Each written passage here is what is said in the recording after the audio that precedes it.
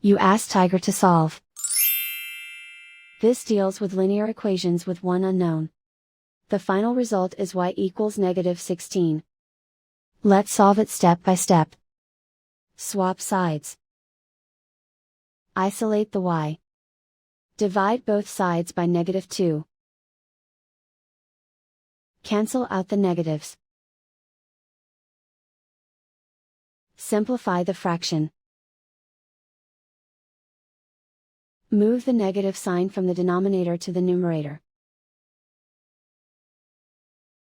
Find the greatest common factor of the numerator and denominator.